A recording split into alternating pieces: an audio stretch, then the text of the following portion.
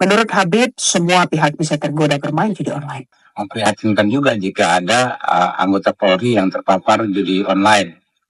Sebab memang mereka juga manusia biasa. Lo pernah kepikiran gak sih gimana rasanya bayar pajak tiap tahun tapi duitnya malah masuk ke kantong orang-orang yang doyan main slot?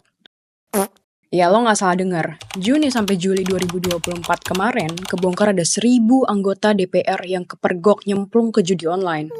Skandal ini gak main-main, soalnya bukan cuma duit yang hilang, tapi juga moral dan tanggung jawab mereka sebagai wakil rakyat. Sebelum gue bahas lebih lanjut soal skandal DPR, lo harus tahu dulu seberapa parah perputaran duit di dunia judi online Indonesia. Kita semua tahu dan gak bisa dipungkirin kalau judi online di Indonesia udah kayak penyakit yang nyebar makin luas. Dari tahun ke tahun perputaran duitnya makin gila. Lo bayangin aja, tahun 2017 perputaran uangnya dalam tanda kutip cuma 2 triliun rupiah. Tahun 2023 tiba-tiba jadi 327 triliun. Dan kalau lo pikir tahun 2023 udah gila, lo harus tahu tahun 2024 perputaran uang judi online di Indonesia tembus 900 triliun rupiah.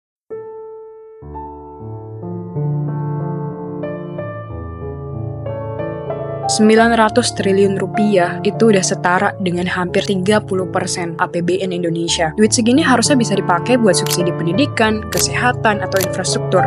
Tapi malah lari ke bandar-bandar judi online. Dan mirisnya lagi, Dewan Perwakilan Rakyat yang seharusnya ngebantu rakyat keluar dari permasalahan ini, malah banyak yang ikut nyemplung ke dunia judi online.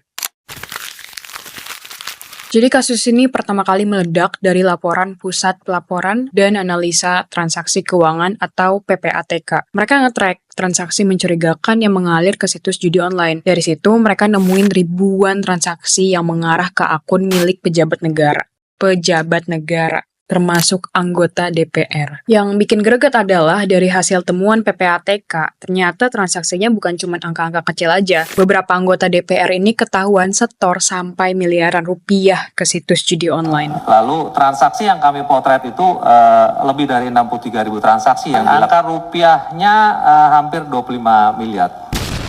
Terus PPATK langsung blokir ribuan rekening yang terindikasi terlibat. MKD atau Mahkamah Kehormatan Dewan udah manggil beberapa anggota DPR yang diduga terlibat dalam kasus ini. Tapi dari penyidikan mereka, hanya ditemukan 2 anggota DPR yang terlibat langsung dalam kasus judi online. Sementara 58 diantaranya adalah pekerja atau staf yang bekerja di lingkungan DPR. Nah, mungkin lo bertanya-tanya, kenapa ada perbedaan angka yang jauh banget dari hasil investigasi PPATK dan MKD? Kemungkinan besar karena adanya perbedaan tanggung jawab dan wewenang. Kalau PPATK, wewenangnya cuma sampai nganalisis aliran uang yang mencurigakan. Tapi mereka nggak bisa dan nggak punya wewenang untuk verifikasi apakah transaksi tersebut benar-benar dilakuin sama anggota DPR atau mungkin orang lain yang menggunakan rekening mereka. Nah, terus data aliran uang yang mereka lacak ini juga katanya mencakup semua orang yang bekerja di lingkungan DPR dan DPRD. Jadi bukan cuma anggota dewan. Di sisi lain, MKD fokusnya tuh ke pelanggaran kode etik. Di sini MKD cuma meriksa anggota DPR aktif. Jadi pegawai, staf, atau orang-orang yang cuma bekerja di lingkungan DPR tapi bukan anggota dewan nggak diperiksa.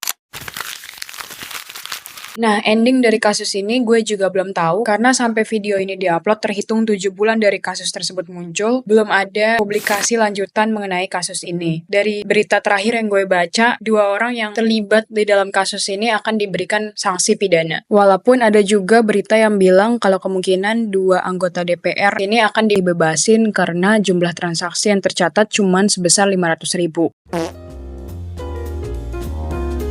Pertanyaan dari setiap kasus-kasus besar yang melibatkan pejabat negara selalu sama. Apakah skandal ini bakal diselesain sampai tuntas atau justru hilang gitu aja seiring waktu? Nah, menurut lo pada gimana? Kira-kira mereka bakal dapat sanksi yang setimpal atau kasus ini bakal berlalu gitu aja? Kalau lo ada informasi tambahan atau mungkin mau koreksi beberapa info dan data yang gue sampein di video ini, feel free buat komen di kolom komentar. Sampai ketemu di video berikutnya.